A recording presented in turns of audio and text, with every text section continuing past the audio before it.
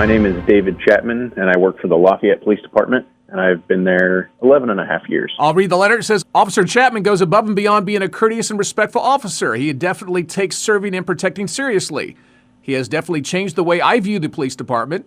He came and was very kind and courteous, and he cares about the public's well-being. I'd like to nominate him because he goes above and beyond to be helpful and make everyone feel safe. That's kind of nice to hear, isn't it?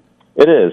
Now, is this something you've always wanted to do, or did you get into it later in life? It was not something I ever really considered doing. I kind of found myself in a place like I think a lot of veterans do when they get out of the military, wanting to give back to the community and look for that camaraderie and that sense of purpose. So my wife introduced me to some people, and one of the gentlemen he's a captain now, but he was on the SWAT team, and I thought, hey, that sounds like something I want to do. What branch of service did you serve in? I was in the Marines.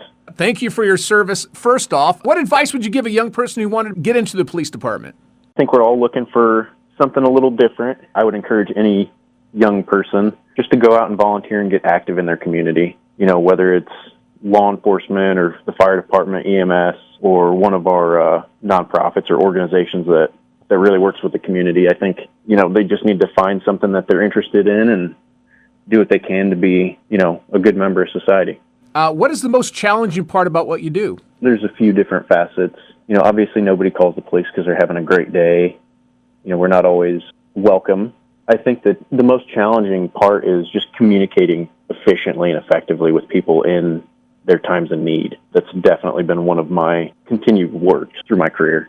Now, what would you say is the most rewarding part about your job? Definitely things like this where, you know, you don't know that you're making a difference in that moment and you're able to help somebody in need. You know, I would say most officers and people in this line of work don't really look for accolades or anything like that. So hearing something really impacted somebody positively is a rewarding part.